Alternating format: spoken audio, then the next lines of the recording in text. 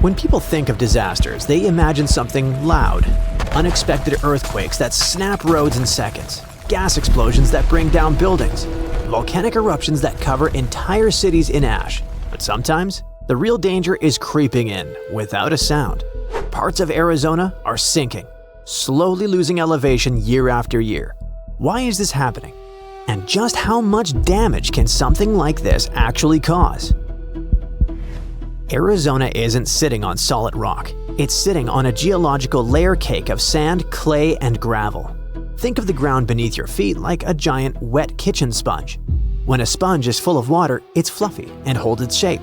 That water isn't just in the dirt, it's what's holding everything up. Here's where things go wrong. People pump out that water to use it, but if they take it out faster than nature can put it back in, the gaps start to close. The grains get squished together by the weight of everything above, and when that happens, the ground starts losing the fight. Without the water to hold them apart, the dirt layers collapse under the weight of the world, almost literally. But once that happens, it's not like a sponge anymore. It's like a crushed soda can. You can't just blow air into a flat soda can and fix it. The structure is ruined. Once those underground layers are crushed, they stay crushed forever. Even if it rains for 40 days and 40 nights, the ground can't hold the water anymore. This is called land subsidence. It doesn't matter if water is pumped out or if rainwater rushes away too fast. If underwater pressure drops for long enough, the land starts to sink. And it's not just a one-time thing. Every year that more water is pumped out, the land sinks a little more. Over time, these changes can reshape entire towns and regions. So how do scientists notice something this subtle?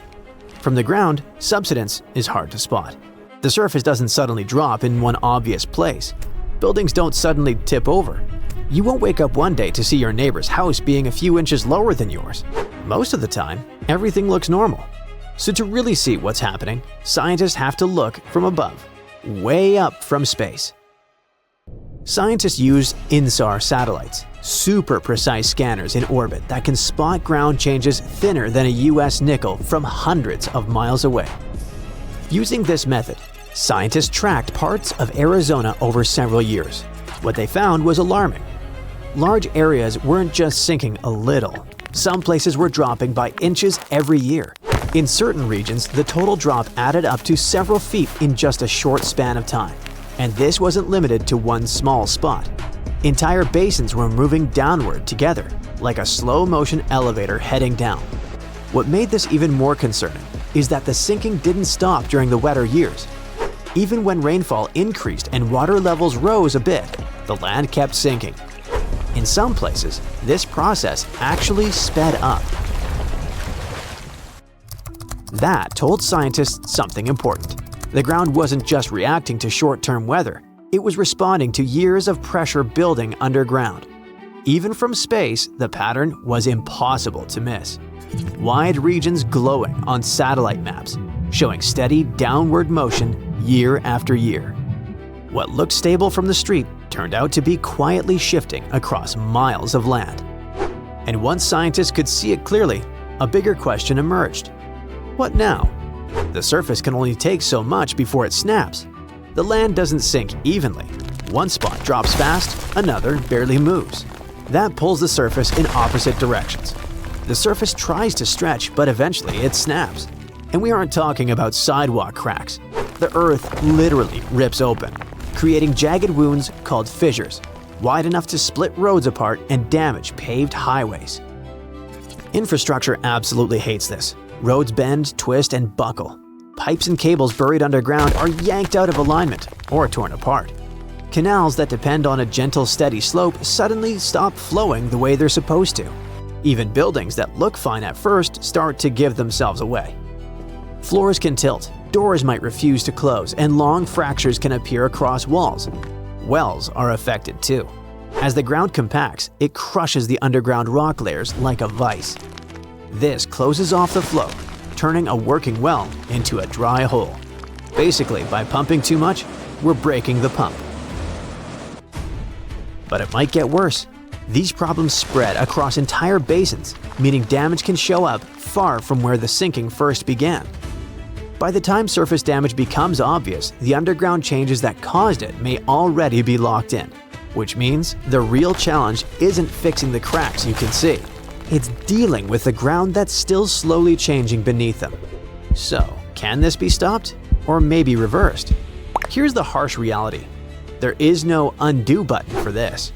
Once that underground rock is crushed, it stays crushed. The best we can do is step on the brakes and stop it from getting worse. One approach is artificial recharge. Arizona has built massive systems to move water across the state. One of the biggest is the Central Arizona Project, a canal that stretches more than 330 miles, carrying water from the Colorado River deep into the desert.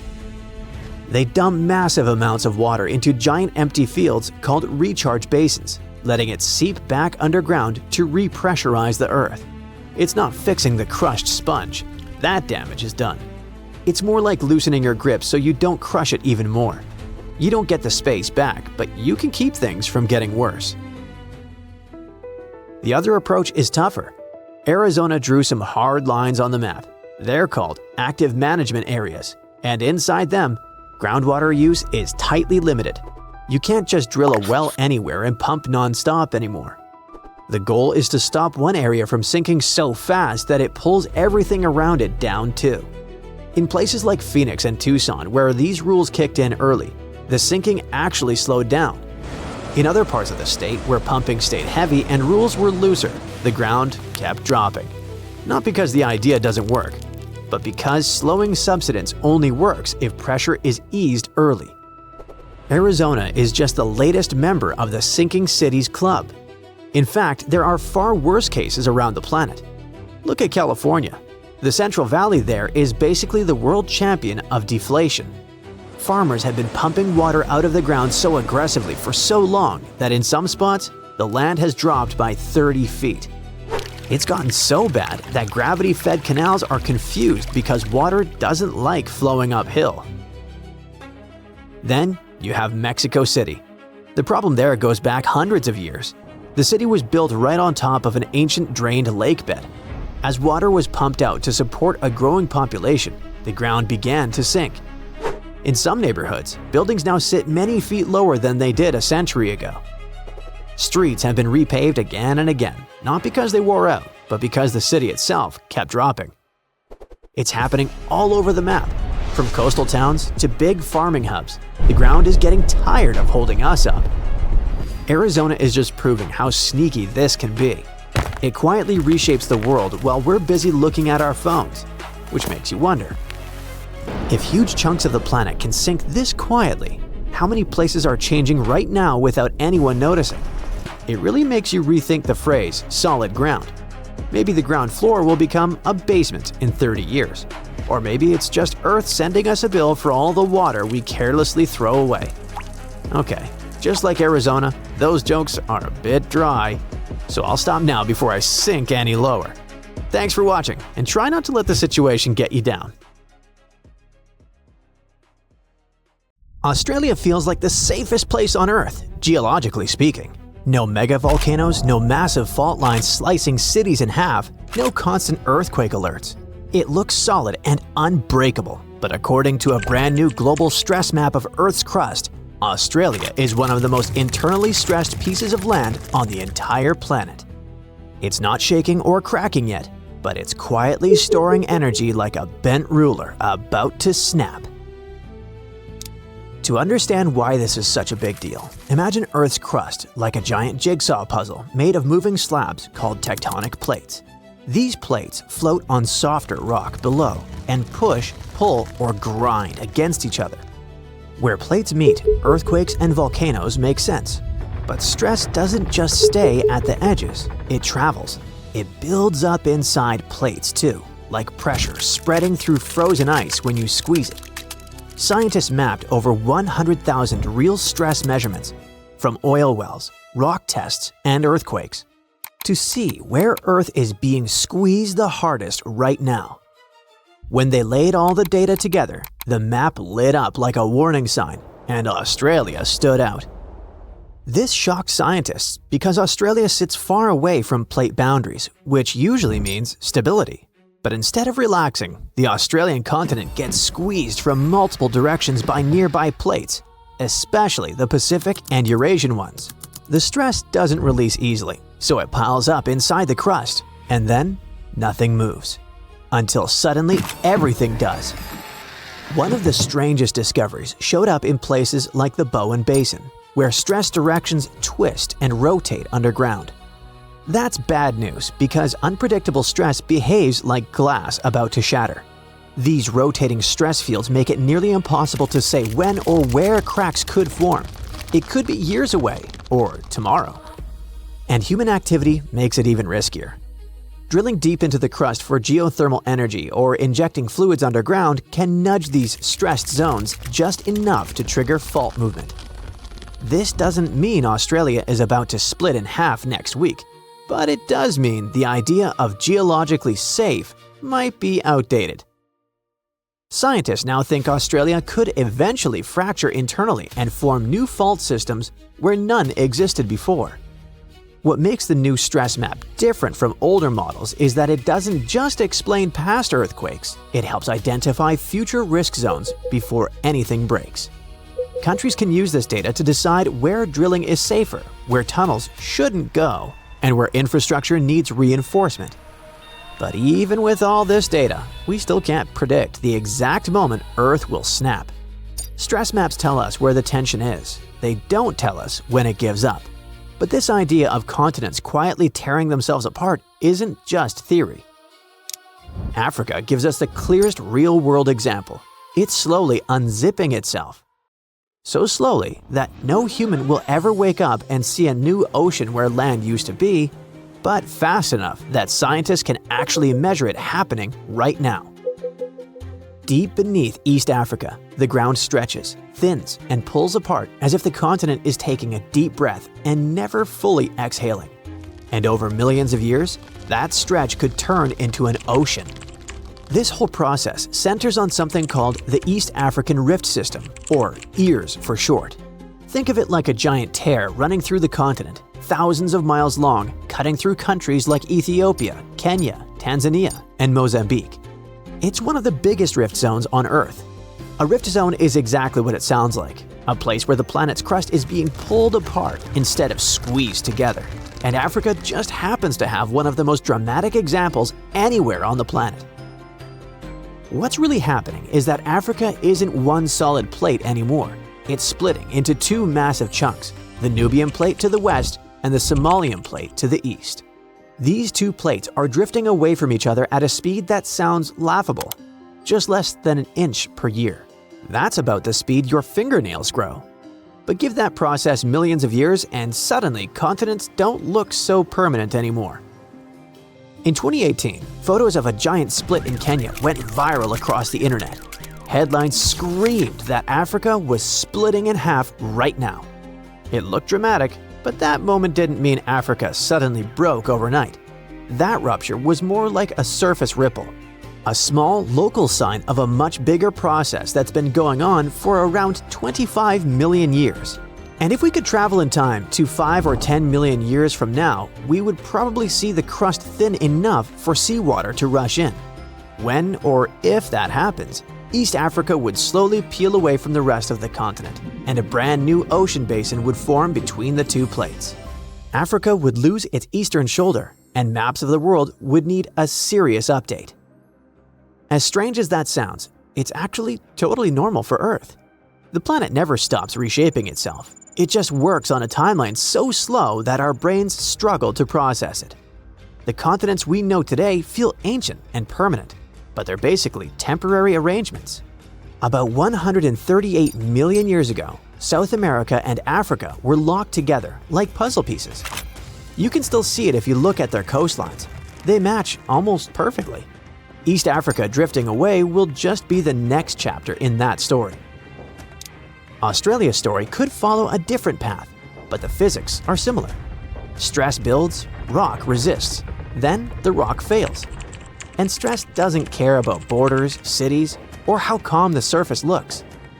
That's why scientists are so concerned about something called SH max, the direction of maximum horizontal stress. In simple terms, it tells us which way the Earth is squeezing the hardest underground. If that squeezing lines up with existing fractures, earthquakes become more likely. If it cuts across old faults, new ones can form. Turkey is another place where the stress map practically screams danger. The country sits where Arabian, Eurasian, and African tectonic plates collide. There's also a smaller Anatolian plate on which Turkey is located, and which gets squeezed westward like toothpaste, grinding against massive faults. The stress map shows SH max pointing in directions that load these faults perfectly. Now, researchers looked at ancient lava flows near one of Turkey's faults and realized they weren't random. Lava sheets once flowed smoothly across the land, cooled into solid rock, and then got pulled apart over time, like a snapped chocolate bar. That gave scientists a rare, clear snapshot of how continents deform from the inside out. To date the lava, the team used microscopic zircon crystals trapped inside it. These crystals work like natural stopwatches. They trap helium created by radioactive decay, and by measuring that helium, scientists can tell when the lava erupted and cooled. When they combine that with satellite images and remote sensing, the scientists managed to see Earth's slow-motion movements. The Tuzgolu Fault stretches more than 120 miles and is so massive that you can spot it from space. For years, scientists assumed it behaved like many of Turkey's dangerous faults, where land slides sideways past itself. But this new research flipped that idea on its head. The fault isn't sliding, it's slowly ripping open. The land on either side moves away from each other at less than an inch per year. That sounds tiny, but then again, over thousands or millions of years, that motion adds up to continents literally thinning and breaking. And since the fault sits where three massive tectonic plates meet, this matters way beyond Turkey. All this once again reminds us that continents don't just collide or slide. Sometimes they stretch until they snap. And places that look calm on the surface might already be under invisible strain, inch by inch, year after year, rewriting the map long before anyone feels the shake. Turkey is quietly tearing itself open, and no one noticed for decades. Scientists didn't just get a detail wrong, they misunderstood the entire motion of a massive chunk of Earth's crust. What they thought was sliding sideways is actually stretching apart, inch by inch, like the planet is slowly pulled in two. And once you see that rupture, you start noticing them everywhere. To understand why this shocked geologists so badly, picture Earth's crust like a cracked shell floating on something hot and squishy underneath. Those cracked pieces are tectonic plates. They move a few inches per year, which sounds tiny, but over millions of years, it reshapes continents. Turkey sits in one of the most uncomfortable places on Earth, squeezed between three huge plates: Eurasia to the north, Africa to the south, and Arabia pushing in from the southeast like an elbow in a crowded bus. For decades, scientists believe Turkey survived this squeeze by sliding sideways. This type of movement is called a strike-slip fault, which basically means two chunks of land grind past each other like hands rubbing together. Turkey has famous ones, like the North Anatolian Fault, which produces horrible earthquakes. That model felt neat and logical. Pressure comes in, land escapes sideways.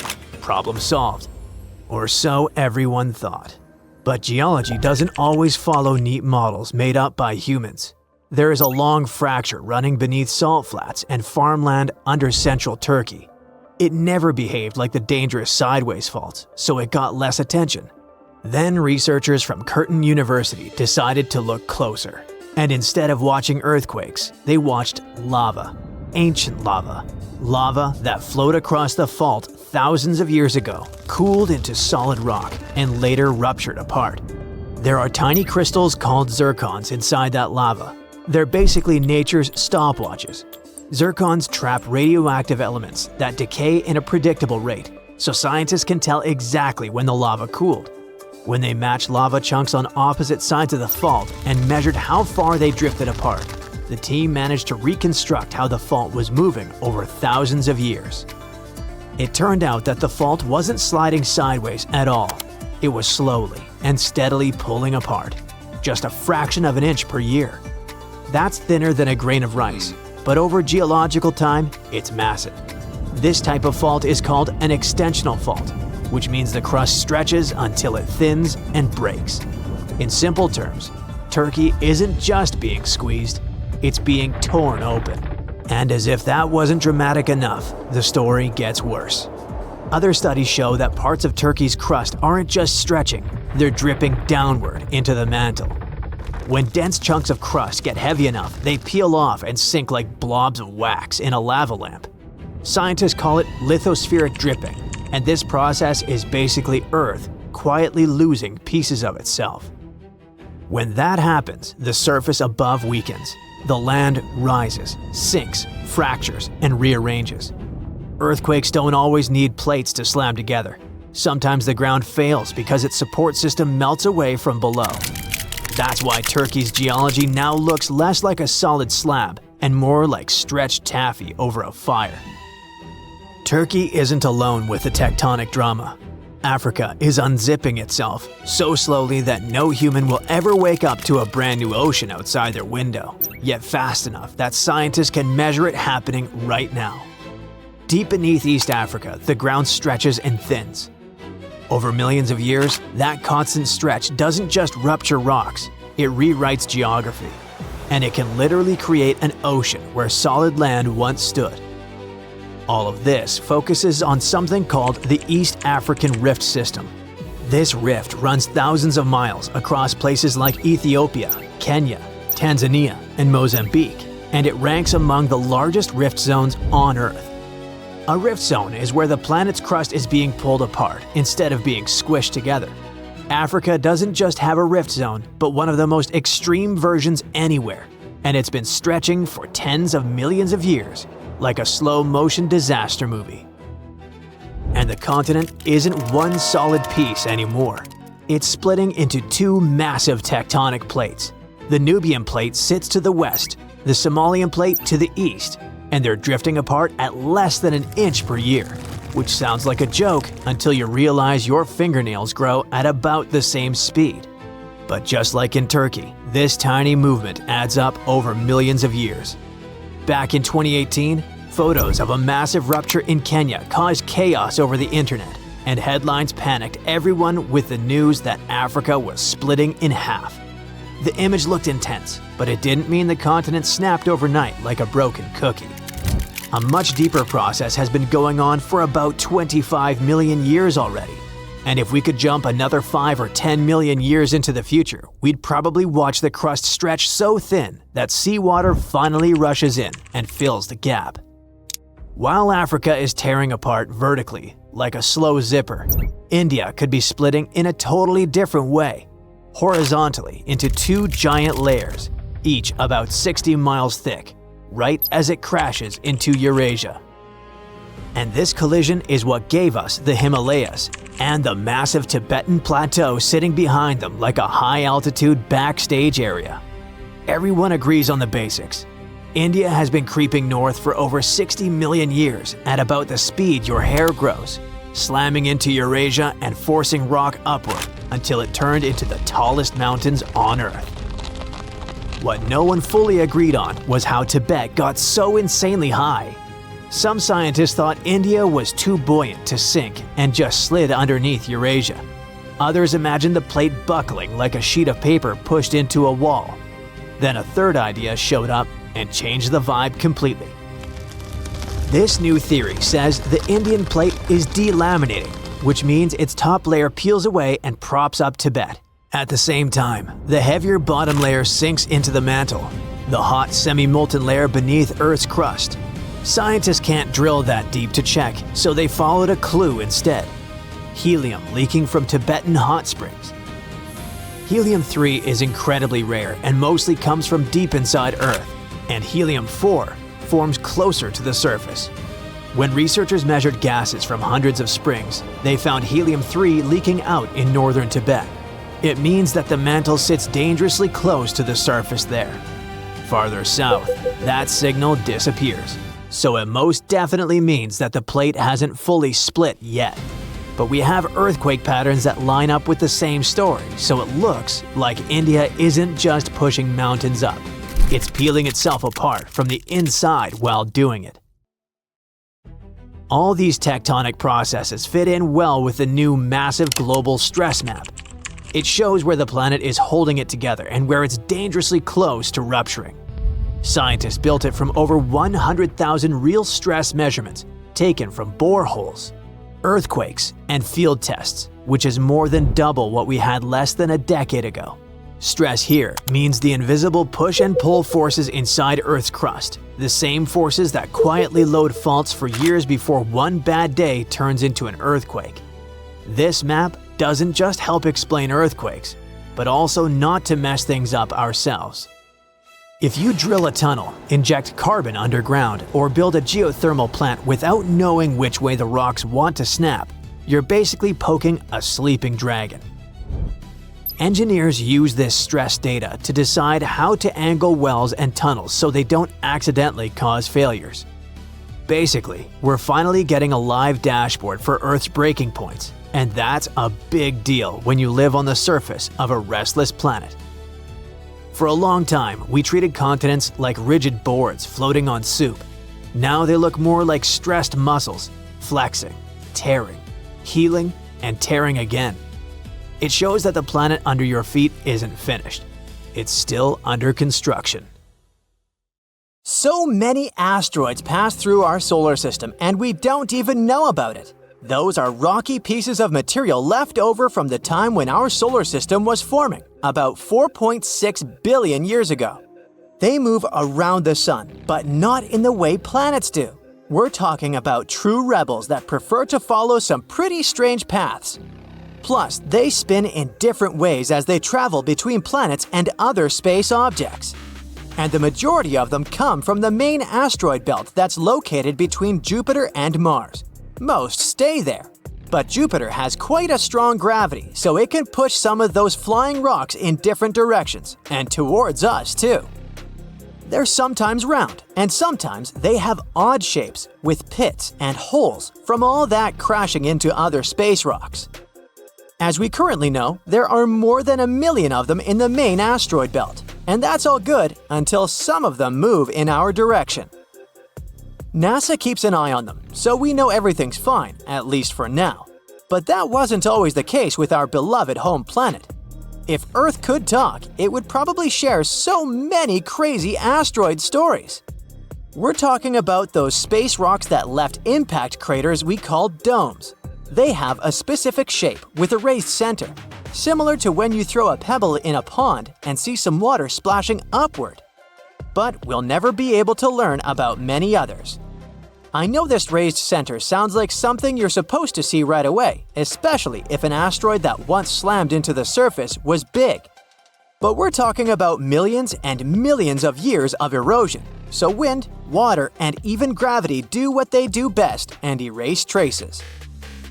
They wear down impact domes, and some sites even end up hidden under layers of rock and dirt, or they disappear forever because Earth's tectonic plates keep moving around. Check out the Moon. It's experienced many collisions too, but over there, there's no ocean or tectonic plates moving around, or even wind to slowly, through millions of years, erase craters from its face. Basically, its entire history is written on its surface. But Earth has its own forces that can erase such places as the Vedafort impact structure and the Chicxulub crater. You know, the famous one that wiped out the dinosaurs? Luckily, scientists have new methods to find ancient craters. They often focus on the mess impacts made, which means the materials they threw around. And the Australian continent is especially interesting since we're talking about a playground for asteroid hits. By that, I mean ancient supercontinent Gondwana that dominated the South hundreds of millions of years ago. Experts know about 38 impacts, plus they speculate about 43 more. Some structures are relatively small, while others are big and completely hidden. And recently, a scientist named Tony Yates has discovered strange underground magnetic patterns in New South Wales, Australia. Yay! New clues of a giant asteroid impact! And when I say giant, I really mean it. It's a structure 323 miles in diameter. This might be the largest impact site ever found. This spot is called the deniliquin structure. Its magnetic patterns show characteristic ripples around the center, like when a rock hits the water. There are also fractures that go outward from the center. And it seems rocks from inside Earth ended up pushed into these fractures. That's a typical story for big asteroid impacts. This structure was probably located in eastern Gondwana hundreds of millions of years ago, way before it split into several continents, including Australia. At the moment, all we know about this crater is what we see on the surface. To find more information about this collision and get some proof, we'll have to drill into the ground. An asteroid this big is definitely not a joke. It could have caused a massive ice age and maybe even wiped out around 85% of species, even more than the asteroid that ended dinosaurs. In 4.5 billion years, which is how long our planet has existed, it's been punched by hundreds of big asteroids. But that doesn't mean every space rock that enters our atmosphere really makes it all the way to the ground. Most of those that manage to pass the atmosphere are relatively small, for instance, 3 feet across. That's good for us because any space rock that's less than 82 feet in diameter most likely won't make it past our planet's atmosphere. Since these space rocks come towards us very fast, they heat up the gases in the atmosphere, which burns them away. By the way, once cosmic intruders enter our atmosphere, they turn into meteors. And in most cases, they don't cause much damage, if any, as they fall down. But we used to have way larger things flying around and crashing into Earth. At least 190 of them have left scars you can still see today. One of the really big ones is in South Africa. It's 99 miles wide. It's actually the largest. At least that's what scientists think at the moment because they still need to check as many details as possible about this new crater in Australia. This one in South Africa formed about 2 billion years ago, and an asteroid that created it was probably larger than the one that had wiped dinosaurs away. And when an asteroid is bigger than 0.6 miles, it can have really big effects across the world.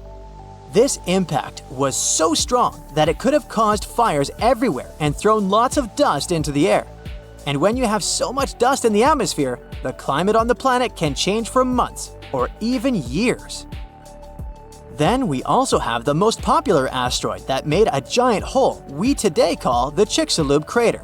You know the story. It crashed into our planet 66 million years ago when dinosaurs were wandering around, catching food, falling in love, basically just doing their thing. The crash itself didn't erase them right away. It threw a lot of debris into space, and when it fell back to Earth, fires and flames were everywhere. The hit also produced a big cloud of dust that covered the planet for years. This cloud blocked the sunlight, which harmed plants and entire food chains.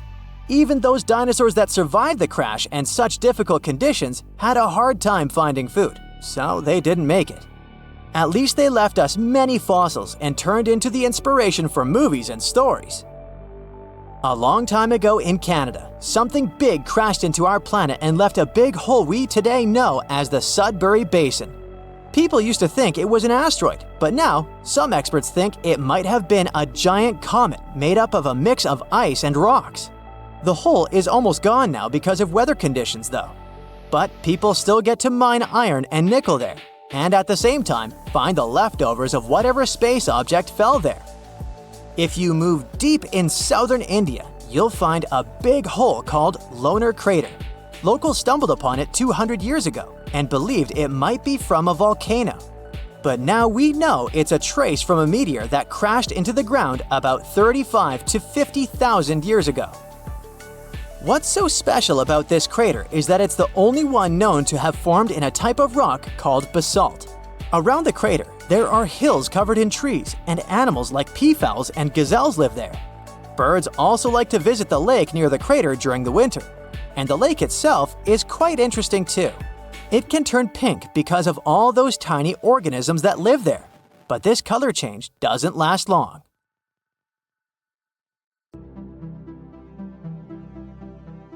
Back in 2018, the biggest active underwater eruption ever happened. at least the one that we could officially record.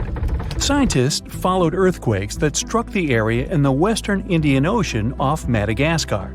Between 2018 and 2021, over 11,000 earthquakes struck a small island called Mayan between Madagascar and Mozambique. The strongest one had a magnitude of 5.9. Until then, this area had been pretty peaceful. There had only been 2 earthquakes recorded over 50 years. Along with regular earthquakes, there were also some unusual seismic hums, like earthquakes at pretty low frequencies, forming deep underground. People couldn't feel those hums at the surface, but researchers around the world discovered them and realized they were related to volcanic activity no one actually noticed coming. Something strange happened. That underwater eruption created a giant skyscraper-sized volcano. This new underwater volcano turned out to be around 1.5 times the height of One World Trade Center in New York, and almost 10 times bigger than the Statue of Liberty.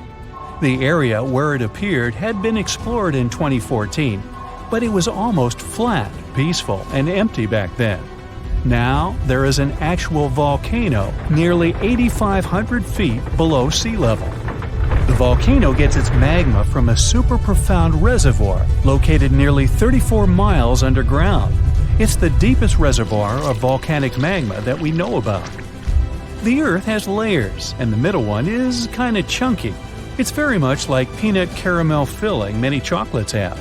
Research shows there are probably hunks of oceanic crust deep inside the Earth's liquid mantle. They're stuck there, creating large lumps in something that was supposed to be a smooth layer. Our planet has a rigid outer layer. It includes a hot upper mantle and cracked crust. The hot mantle moves and churns all the time, making the crust at the surface move too. This way, the oceanic crust dives into the depths and makes huge magma plumes go up toward the planet's surface. Scientists even found an ancient piece of the Pacific Ocean hundreds of miles underneath China. Those are the old remains of the Pacific seabed from long ago, and they were pulled downward below Earth's surface into the mantle transition zone. This rocky slab that used to be at the bottom of the ocean is made of the crust and some solid parts of the upper mantle. Most of the volcanic activity on our planet happens where we don't even see it, under the surface of the ocean. About 70% of all volcanic activity happens in the oceans, and mostly in the area of the South Pacific, with over 1,100 volcanoes squeezed into that area. Coastal cliffs, mountain changes, soils, and sediments that line valleys. These are only a small portion of the rocks on our planet. Oceans hide so much more deep down below the Earth's surface. In between the Earth's surface and its core is the mantle. It's a warm, thick layer of rock that moves and flows constantly. Some hundreds of miles below, there's a place where diamonds grow. As they form, they go through high temperatures and pressure, after which they eventually freeze. That way, when they arrive at the surface, scientists can explore their structure, find out how they formed, and understand better what's going on in the depths of our planet. Thanks to diamonds, they realized the mantle was very wet, and it possibly contained much more water than all the oceans on Earth. Our planet is eating up its own oceans. As its tectonic plates move, dive, and go beneath one another, they drag huge amounts of water into the Earth's interior. The water beneath the surface of our planet can help with developing magma and lubricate faults, which actually makes earthquakes more likely to happen. Water is actually stored in the minerals. It gets incorporated into the planet's crust when new oceanic plates form. They go through the process of bending and cracking as they grind under other plates, and huge amounts of water then go deep into the crust and mantle. Scientists research an area that's 18 miles under the surface. They realize these zones pull 3 billion teragrams, which is more than 2 billion pounds. Any ocean is like a whole new world. There are incredible sceneries below the surface, magnificent waterfalls, lakes, and rivers. There are thick layers of salt beneath the seafloor, and rivers and lakes form because seawater goes through those layers and dissolves them, creating something that resembles pools. The dissolved salt makes the surrounding water denser. That water then settles there, which eventually forms underwater lakes or rivers. But there are also mountain chains, trenches, canyons. There's a canyon in the Bering Sea with more than 8,500 feet of vertical relief. This makes the Grand Canyon look way smaller than it is, since the underwater canyon is nearly 2,500 feet deeper. Deep parts of the ocean are really cold. The temperature of the water can be about 40 degrees, but at the bottom, water can get boiling hot. There are hydrothermal vents in the seafloor. Those are the hot springs located at the edges of tectonic plates. The water they release can reach a temperature of up to 750 degrees Fahrenheit, but the pressure at such depths is very intense. So intense, no human being can handle it. Still, it's the pressure that keeps the water from boiling. Ocean depth is on average 2.3 miles. Light waves can still enter at 3,280 feet, even though it's in a very small amount, so all the mysteries hidden below that point remain in total darkness. The actual illuminated part of the ocean goes until 600 feet. Even though the sun gives us light, most of our planet is dark all the time. It's all because of the oceans, covering over 70% of our planet. The loudest sound that came from an ocean, and of the loudest sounds ever recorded, came from an ice quake. It was so loud, researchers picked it up by sensors more than 3,000 miles away. There was a seismic activity that made frozen ground break down. The Antarctic ice sheet is bigger than the continental part of the United States and Mexico together. A big iceberg from Antarctica holds over 20 billion gallons of water, which could make a 5-year water supply for 1 million people. Humans can generally drink sea ice, although we can't drink seawater. As time goes by and the ice ages, the brine trapped between ice crystals drains out. That way, ice becomes fresh enough to consume it. If all the ice sheets and glaciers we have on the Earth melted at the same time, the sea level would rise another 260 feet, which is just a little shorter than the Statue of Liberty, the height of a 26-story building. Clams live long enough to tell us more about oceans past. Ancient mollusks can live for more than 500 years. To learn more about a tree, you can use its rings to see how old it is. To learn how old a mollusk is, you can examine its rings within the shell and tell. This is also how scientists get information about the ocean, climate, and whatsoever. Clams can help take a look at what happened about 1,000 years ago. The Earth doesn't have 4 but 5 oceans now. The new one, called the Southern Ocean, was officially recognized only a few months ago. It borders the Atlantic, Pacific, and Indian Oceans, so scientists couldn't agree if it's really a new ocean or just part of the colder regions of these 3. We don't only divide oceans on maps. Each has different conditions for unique marine species. For example, the Southern Ocean has leopard seals, orcas, minke whales, emperor penguins, and other animals that live in cold, icy seas. It's also home to krill, small creatures that look like shrimp and are food for many bigger animals that live there. Life on our planet started about 3.5 billion years ago. I wasn't around then. It's still a mystery how and when exactly, but some theories say life could have first emerged in the depths of the ocean. A few years ago, scientists found microscopic tubes and filaments within rocks formed about 4 billion years ago. These rocks are fragments of ancient oceanic crust. Also, these tiny tubes and filaments are similar to microbes that can still be found on hydrothermal vents in deep parts of the ocean. The idea is these living cells found conditions to stay alive in tiny rocky pores inside the chimneys of those vents, and started the amazing adventure of the evolution of life on our planet. The Earth has 3 main layers: 2 parts of the core, the dense, hot inner core, and the molten outer core. Then comes the mantle. And then follows the thin crust, the surface that supports life as we know it. At least, that's what we thought, because now scientists found a new mysterious layer located deep within the solid inner core.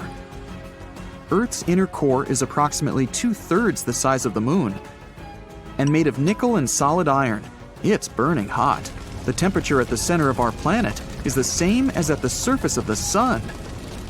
The outer core can reach almost 10,000 degrees Fahrenheit. It's difficult to explore it because we can't go there, and it's like looking through a really dirty window of 3,200 miles of molten metal and rocks.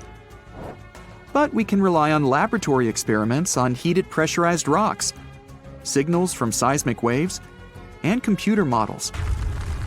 When an earthquake hits, it sends out seismic shock waves.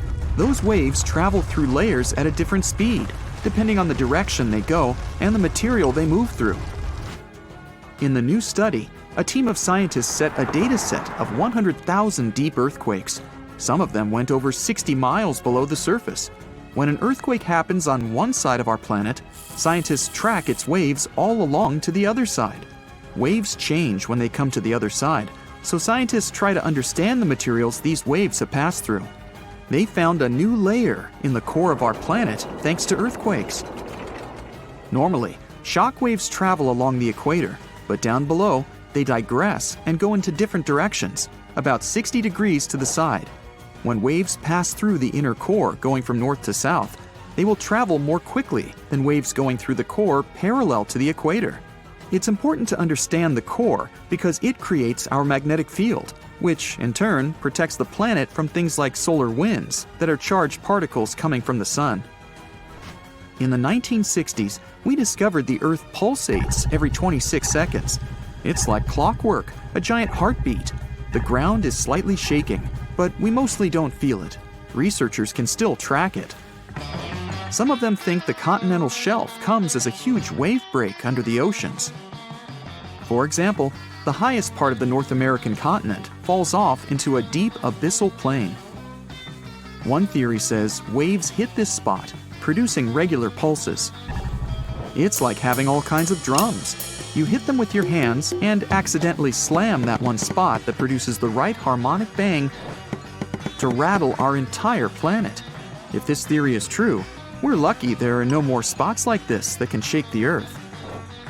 Other scientists believe the pulsation happens because there's a volcano near the critical spot, the island of Sao Tome in the Bight of Boni. You're walking, running, and jumping, but when you stop, it always feels like you're standing still. In reality, you're moving even when you're perfectly still because our planet is always on the move. Depending on where you're at, you could be spinning through the universe at more than 1,000 miles per hour. If you're on the equator, you'll move the fastest. Let's say you have a basketball spinning on your finger. Check the ball's equator. A random point on it has farther to go in just one spin than any point near your finger. That means the point on the equator is moving more quickly. The Earth is a planet that recycles all the time. The ground we're walking on is recycled. Our planet's rock cycle turns rocks of one type into another. That's a cycle that goes on and on. The depths of our planet are filled with magma. As magma is going out onto the surface, it hardens into rock. Tectonic processes like volcanic activity, earthquakes, mountain building, and all of the other processes that shape the surface of our planet bring that rock to the Earth's surface. When the rock is on the surface, erosion shapes it and shaves its bits off. Those small particles then get deposited. All the pressure coming from above compacts the particles into sedimentary rocks, like, for example, sandstone. Sedimentary rocks can also end up deeper and deeper under the Earth's surface. Since there's a lot of heat and pressure, they get cooked into metamorphic rocks. They can go back to the surface once again, or even end up being re-eroded. Sometimes the crust plates are pushing one under another, and this way, rocks can transform into magma once again. We've explored only 5% of the ocean so far. The ocean itself, as well as life below the seafloor, is still a mystery. The sediments that are underlying our oceans are home to different microorganisms that exist even at depths of 1.5 miles beneath the seafloor. There are microbes hidden deep inside volcanic rocks below the seafloor off of the parts of the Pacific, hidden under 870 feet of sediment. The biosphere under the seafloor is growing extremely slowly compared to life on the surface. Cell division happens every 10 to 1,000 years. Something's different about the Earth's axis. climate changes and melting glaciers, mostly in the regions like the Himalayas and Alaska, made the axis shift. Our planet has two kinds of poles, are the south and north magnetic poles. They affect things such as drift and navigation. The axis that the Earth is spinning around is another kind of pole. It shifted a little bit over time, but we don't know exactly why. Researchers realize there are moving masses of water, pushing the Earth's axis eastward. Take a basin of water as an example. If you're moving it back and forth, sloshing makes the water move its weight all around. A similar thing is happening on a planetary level. No matter how large an earthquake is, no human could ever feel an earthquake on the opposite side of the Earth, although some people claim they did. In 2013, there was one near the Kuril Islands with a magnitude of 8.5. It went around 400 miles deep. It was so strong, people in Australia reported they could feel the ground shaking. The strongest earthquake happened in Chile in 1960 with a magnitude of 9.5. The rupture zone stretched from 311 miles to almost 620 miles along the country's coast. Earthquakes with a magnitude of 10 or higher can't happen. The magnitude depends on the length of the fault where it occurs. The longer the fault, the bigger the earthquake. A fault is a break in a part of the planet's crust. It has rocks on both sides, and they move past each other. We haven't found a fault long enough to generate earthquakes with a magnitude of 10 or more. If it happened, it would extend around most of our planet. An earthquake with a magnitude of 12 would require a fault larger than our planet. One side of our planet is getting colder than the other. The Earth has a system that keeps it warm from the inside, a red-hot liquid interior deep below the surface. It spins and, at the same time, generates a magnetic field and gravity. That way, the Earth's core holds the atmosphere closer to the planet's surface. The Earth also absorbs heat from the sun, mostly on the surface. The heat doesn't spread equally on all parts of the Earth. One side of the planet, the Pacific Hemisphere, is losing heat more quickly than another, the African Hemisphere. This happens because land traps more heat than the surface under the ocean. The seafloor is way thinner than the landmass. Also, the temperature caused by the heat coming from inside the Earth is getting lower because of huge amounts of cold water above it. Clouds are not just like some fluffy distant pieces of cotton. They weigh more than 1 million pounds and help regulate our planet's temperature. If you take all the water droplets in clouds and bring them to the surface, you could cover the planet with a liquid layer as thin as a human hair. It doesn't seem like a lot, but this water is crucially important for climate. We'd have warmer temperatures if it weren't for the clouds. Living on our beautiful planet might seem safe, but only until you start thinking of all those dangers lurking just around the corner or in the vast darkness of the cosmos. Let's see what may eventually lead to the end of planet Earth. With each new potential threat, it gets more and more terrifying. Consider yourself warned. First of all, let's talk about hypercane. This natural disaster can get really extreme. A hypercane is a theoretical hurricane of unsurpassed power. It would occur if the ocean became overheated as a result of climate change, or a massive volcanic eruption could trigger it. In any case, these conditions would create a hurricane, which, unlike regular hurricanes, would stretch way beyond the lower stratosphere. The speed of such a storm would reach 500 miles per hour. The pressure inside the hypercane would be so low that it wouldn't let it wear out as quickly as other hurricanes. The hypercane could last for weeks on end. But the worst thing? It would likely damage or even destroy part of Earth's ozone layer, and the hole could be the size of the entire North American continent. Then we've got super destructive tornadoes. A tornado is a violently rotating column of air.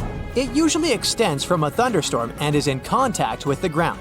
Inside a thundercloud, warm, humid air rises upward, and cool air falls down along with rain or hail. Such conditions can lead to the appearance of spinning air currents inside the cloud. Interestingly, these air currents start out horizontal, but at one point, they can become vertical and drop down from the cloud, becoming a tornado. Some tornadoes are narrow, rope-like swirls, but others turn into wild funnels. Tornadoes are ranked with the help of the enhanced Fujita scale. A weak tornado normally lasts for a few minutes and doesn't move faster than 100 miles per hour. The next level is a strong tornado. Such whirlwinds can last for 20 minutes or so and have winds of up to 200 miles per hour. And then we can also have violent tornadoes. Those can last for more than an hour and move at a speed of between 200 and 300 miles per hour. On average, around 1,000 tornadoes occur in the USA every year. There's even a region that got named Tornado Alley. It's a 10-state area in the Midwest, but tornadoes can happen in any state. One of the most destructive natural disasters was the tri-state tornado in the USA. It was the world's longest-lasting single tornado that traveled 220 miles through Missouri, Illinois, and Indiana. At the same time, the average tornado's path is usually no longer than 5 miles. But what if one day, a tornado much bigger and way more powerful than any we've experienced before swiped through countries and continents? It would leave behind total destruction and devastation. And how about a supercell thunderstorm? It's the least common type of thunderstorm, but it's the most dangerous. It's likely to cause severe weather, damaging winds, very large hail, and even violent tornadoes. What makes supercells unique is a deep and persistent rotating updraft called a mesocyclone. Supercells can potentially last for hours and cause great havoc. An asteroid impact could end all forms of life on Earth too. If a space wanderer was large enough, it could cause widespread devastation, like it happened with the 9-mile-wide asteroid from 66 million years ago. It's rumored to have destroyed 3/4 of the planet's plant and animal species, including dinosaurs. Depending on the asteroid's size and the speed of its approach, the impact could lead to massive fires, tsunamis, and the eternal winter effect. It happens when the debris ejected into the atmosphere blocks sunlight and disrupts the global climate. Luckily, we'd probably notice such a large asteroid coming close to our planet with the help of our equipment long before the collision and would have enough time to get rid of this threat. It would be our very own sun that would bring our world to an end. Our star is a gigantic, constantly changing ball of molten gases. Every once in a while, it spews out bursts of energy, solar flares. They often go hand in hand with something called coronal mass ejections. Those are giant bubbles of ionized gas that can accelerate to incredible speeds. The most powerful volcanic eruptions pale in comparison to solar flares that release 10 million times more energy. Within a few minutes, one solar flare can give out billions of tons of charged particles. Solar flares are also insanely hot, with the temperatures reaching several million degrees Fahrenheit. Astronomers believe that such bursts of solar radiation happen when the sun's magnetic field gets twisted in some regions. At one moment, all the pent-up energy is released. The star sends out light and particles, mostly electrons and protons. Most solar flares last for minutes, but some continue for hours. Scientists classify solar flares depending on how brightly they shine in X-rays. You aren't likely to notice the tiniest flares if you don't have special equipment. Medium solar flares lead to fleeting radio blackouts at the poles, but nothing too serious. It's X-class flares people should worry about. They cause the strongest and longest-lasting solar storms. Now, if you had gamma-ray vision, you'd be able to see immensely bright flashes. They occur every day, outshine everything around you, and then disappear again. Those flashes are gamma-ray bursts. One of them could wipe out Earth's atmosphere. The flash that might ruin our planet would most probably be born in a faraway galaxy during a merge of two collapsing stars. It would be immensely powerful and super bright. Still 1,000 light-years from Earth, it'd already shine as bright as the sun. Our planet's atmosphere would try to protect us, but its natural shield wouldn't last. The radiation would be so powerful that it would literally cook the atmosphere. It would create nitrogen oxides that would destroy the ozone layer. Without this layer, ultraviolet rays coming from the sun would be hitting Earth's surface at full force. they would wipe out tiny plankton in the ocean. But these plankton produce from 50 to 70% of all oxygen in the world. So, with their disappearance, there would be a severe lack of oxygen, which would lead to the disappearance of life on the planet. In the end, the heat and ultraviolet light coming from the sun would turn the planet into a huge chunk of rock. And what if we came across a wandering black hole? You might know that a black hole is a region in space where gravity is so powerful that not even light can escape its clutches. Luckily, the nearest to us black hole is 1,500 light-years away. It seems that we have nothing to worry about until we learn about wandering black holes. Now, things definitely get way creepier. If such a black hole entered the solar system, Earth would be doomed. We wouldn't stand a chance against this space monster. In 2020, 13 wandering black holes were spotted not so far away from our planet. But not far away in space terms means around 1 billion light-years away, so we've got some time left. Plus, the possibility of such a disaster is very, very low. One day, a rogue planet might push Earth out of the habitable zone and into an extreme orbit farther from the sun. Then, the climate all over the planet would start getting colder and colder. Don't forget that the farther our planet is from the sun, the weaker the star's gravitational pull on our planet is. In the end, our beautiful Earth would get too far away from its main source of light and heat. It would turn into a lifeless piece of rock covered with a thick layer of ice. Or the sun might expand and turn into a red giant. If it happened, it would change the entire habitable zone of our solar system. The disaster would start with our star running out of hydrogen in its core. This would trigger a chain of reactions, which would eventually lead to the core of the sun heating up and getting denser. As a result, the sun would get way larger than it is now. During this transformation, the sun would swallow Venus, Mercury, and Earth. The strongest earthquake ever to strike east of the Mississippi River that happened over 200 years ago was never over, according to some scientists. Most earthquakes last seconds to minutes, and the official record breaker so far is a silent one in Sumatra that was going on for 32 years. This slow slip event triggered a massive quake and a tsunami. So if it's true that the New Madrid earthquake is still sending aftershocks, we'll have a new top name for this sad list. The earthquake started in December of 1811 with a powerful quake in a sparsely populated part of northeast Arkansas. They felt the shaking almost 1,000 miles away in the White House, and the tower bells were ringing in Boston, even further away. It even made the mighty Mississippi flow backward for a few minutes over new waterfalls formed by shifted ground. The town of New Madrid, Missouri, completely disappeared in the disaster. The Earth wouldn't stay still until the end of January the following year, when things got serious again. A massive quake hit, this time near the junction of the Ohio and Mississippi rivers, right in the Missouri boot heel. Geologists believe it was a rupture on the New Madrid Fault, putting even more strain on the nearby Reelfoot Fault. Just when people thought it couldn't get worse, another 2 weeks of trembling passed, and the Reelfoot Fault snapped deep beneath New Madrid. Down in Tennessee, about 15 miles south of New Madrid, the ground uplift created Reelfoot Lake. Steamboats were chugging along the river, with thousands of trees floating and acres of woods torn apart by the quake.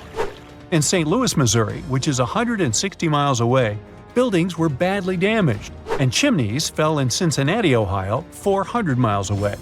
People all the way in Montreal, Canada, over 1,000 miles away, felt the earthshake.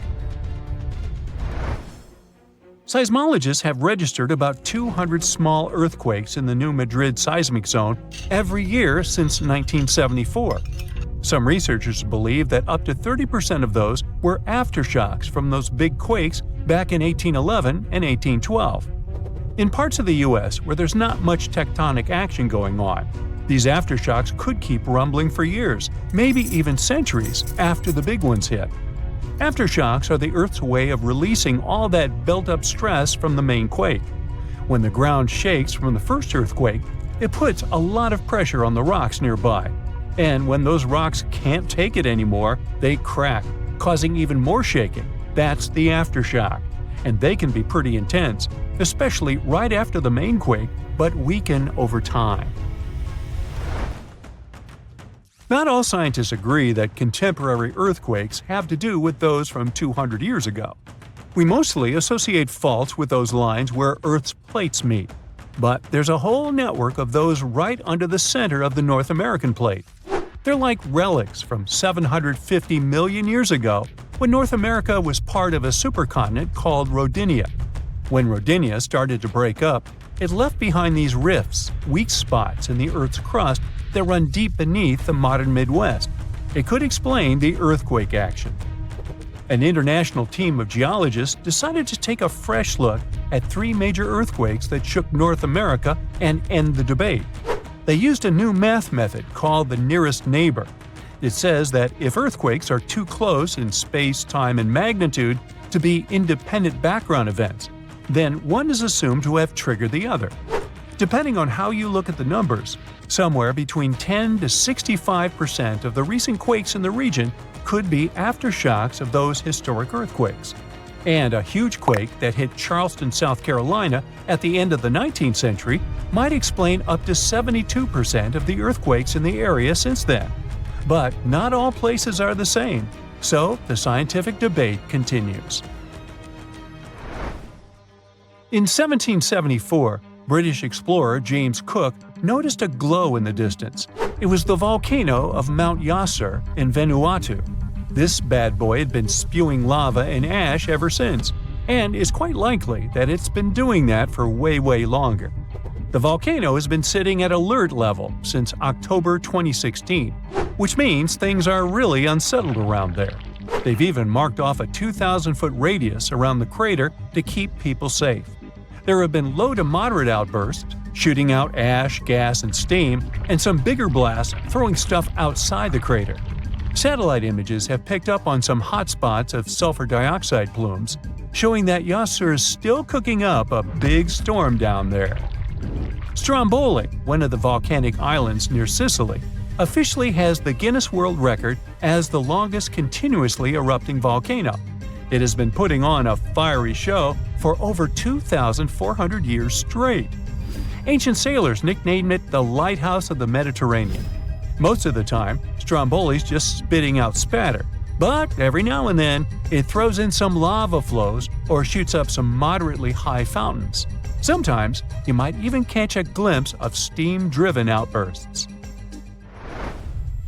Over 200 million years ago, the world went through a major makeover, with not one, not two, but 4 massive volcanic eruptions changing the game.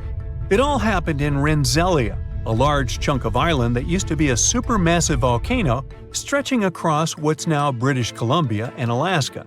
This volcanic activity might have helped dinosaurs grow from cat-sized critters into giants we saw in Jurassic Park. It kicked off a 2-million-year rainy season. It made the whole world hot and humid, and the dinos just loved it. Researchers dug deep into sediment layers beneath an ancient lake in China to uncover these secrets. They found traces of volcanic ash and mercury, clear signs of those epic eruptions.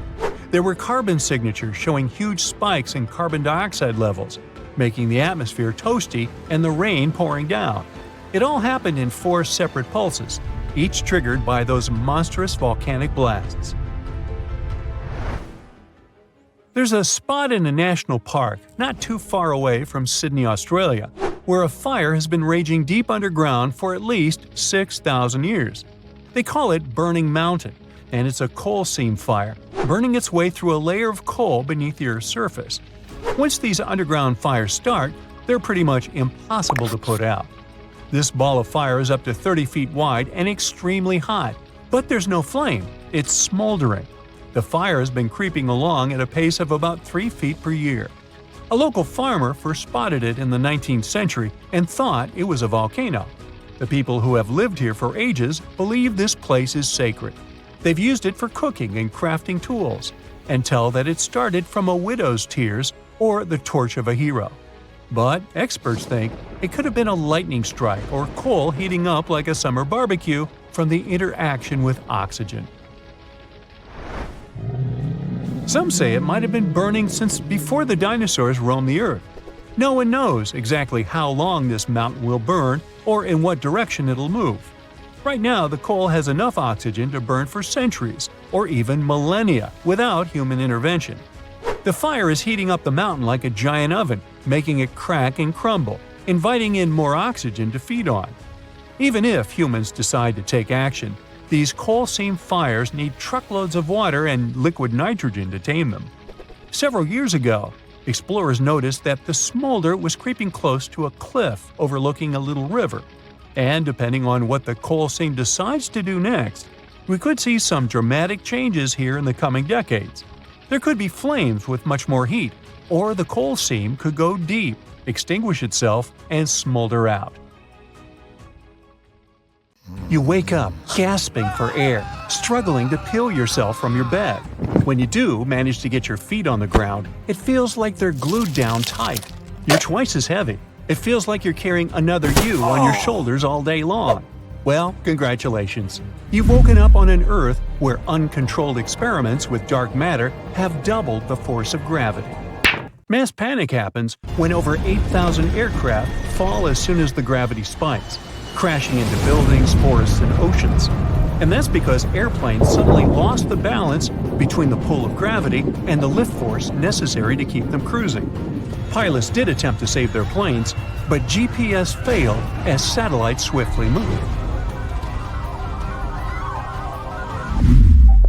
After a month, humans begin to look more and more like chimps. Bones are getting thicker, and the immense force constantly pulling people down is squashing their spines, making everybody bend over. People start figuring out that walking ape-style on all fours helps with better balance and stability. And that becomes a big deal, since even tripping over a tiny rock could lead to a nasty fracture. Falls not only get more intense due to the extra forces on bones and joints, but they also happen faster. Gravity's pull doubles the acceleration force, increasing it from 32 feet per second to 64 feet per second. Your house is not a safe place anymore. Old buildings and bridges all over the world are now collapsing. Inside those still standing, residents get the scary feeling that the whole place is shaking, and cracks start showing up everywhere. It's dangerous to stay inside houses, as roofs are now twice their usual weight, and any rain or snow also feels twice as heavy. Car alarms are constantly going off because tree branches keep falling all over the place. Most trees simply can't bear the weight of gravity, and only strong and small plants survive, like cactuses and succulents. 6 months after the sudden change, supermarkets have a sinister vibe going on, with shelves nearly empty and people arguing over the last loaf of bread. You get frustrated to see that your favorite Japanese restaurant is now 5 times more expensive. And it's not just about salmon prices. It's rice that has become a rare luxury item, since the gravity boost has messed up the photosynthesis process, and the seeds are taking too long to grow. On the flip side, carrots are now cheaper than ever. They're sprouting and growing at lightning speed. People start eating so many carrots that human skin now has an orange glow from all that extra beta-carotene. Farmers are getting creative, using artificial supports to keep plants like tomatoes and corn on their feet. But even with all their efforts, it's hard to get a good harvest. Summer has arrived, and even your air conditioner can't relieve the unbearable heat. A sudden change in gravity disrupted Earth's orbit around the Sun, pushing it into a new, tighter elliptical path. Earth now passes much closer to the Sun than it used to, making your sunscreen simply surrender. The Moon's orbit has also had some dramatic changes, leading to more dangerous and extreme tide patterns. High tides are now higher and low tides are lower. This shift has also triggered widespread volcanic eruptions and earthquakes on an unprecedented scale. Earth's crust starts to rupture across vast areas, unleashing planet-wide lava flows so intense that living on Venus begins to sound like a pretty good idea. 5 years later, people notice that puppies are begging for food twice as much, but they are taking more time to grow. Breeds like beagles look thinner and their leg bones are getting heavier. Even insects, such as locusts, now have thicker hind legs to keep those jumps going. Sea creatures are being crushed by the much greater weight of the water around them. That's not a big deal for animals used to deep ocean pressures, like the anglerfish, but crabs and lobsters are really struggling since they live in shallow waters. Sloths and monkeys develop a stronger grip so they won't fall off trees. For carnivorous animals living in jungles or savannas, life is a real challenge because any animal the size of a wolf or bigger can't run without breaking a leg. Large predators like lionesses are starving because they can't move fast enough to catch their prey. Tall trees like palms and pines also go through evolutionary changes. They get beefier trunks and only grow about half as tall as usual. This way, water and nutrients can travel from the ground up to their leaves without struggling against gravity so badly. 10 years have passed since gravity increased. Airlines have finally made changes to prevent commercial flights from nosediving.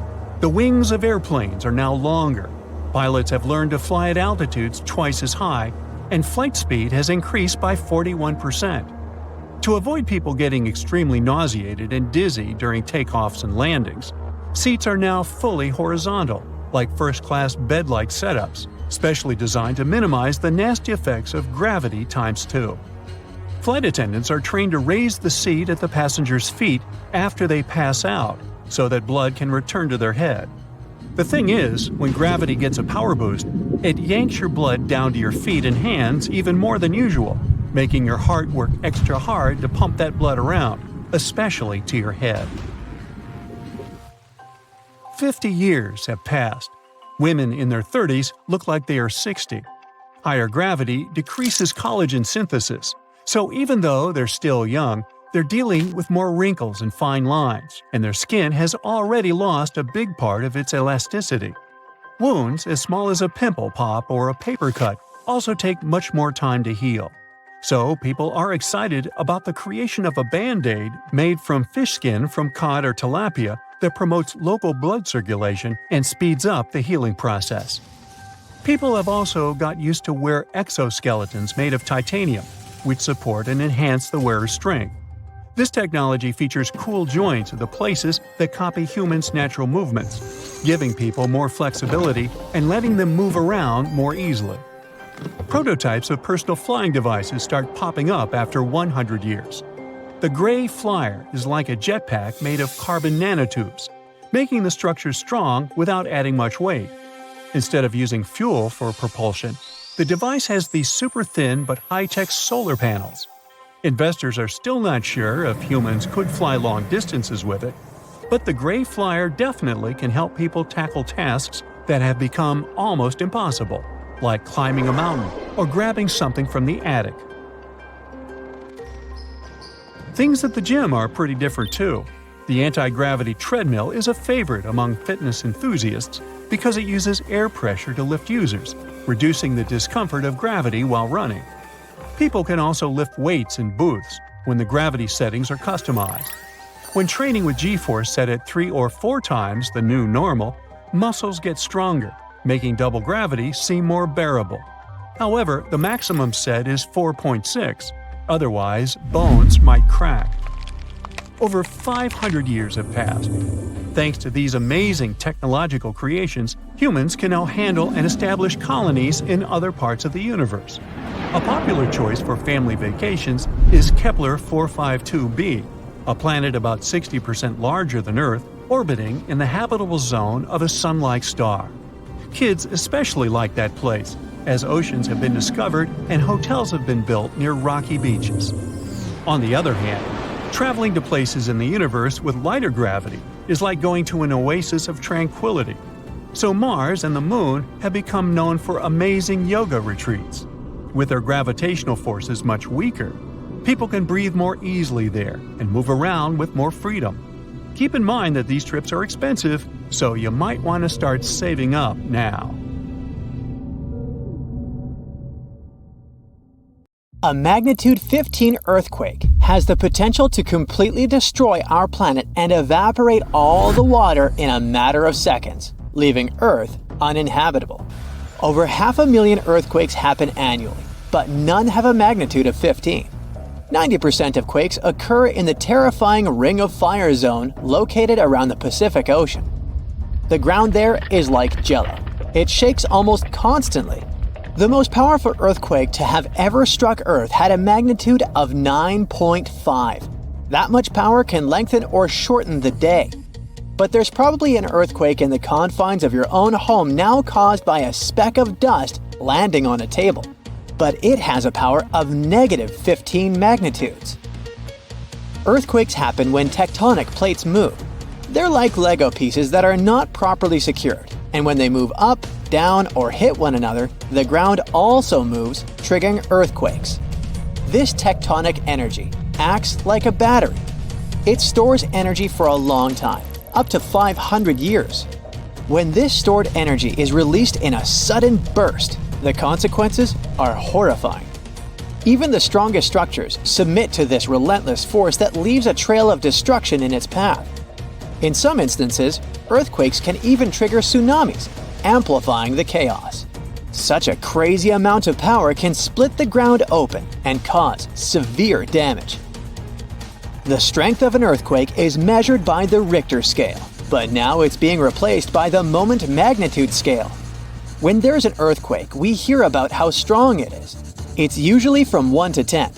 Luckily, we haven't had a Richter scale earthquake yet. The most powerful earthquake to have ever happened in modern history occurred in Chile in the 60s.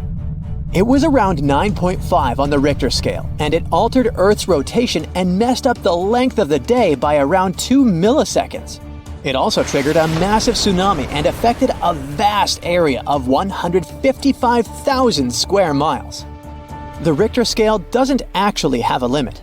Still, anything above 25 doesn't need measuring, because if that ever happened, we would simply turn into dust, and nobody would care to measure this disaster. As we said, the strongest earthquake had a magnitude of 9.5. If this magnitude had been just 0.5 stronger, it would have created a ruptured line 2,174 miles long. That is almost 7 times the size of Wyoming. A magnitude 11 earthquake would create a crack halfway around the world. Massive tsunamis would hit coastal areas, destroying everything, and Earth would get into a massive environmental crisis.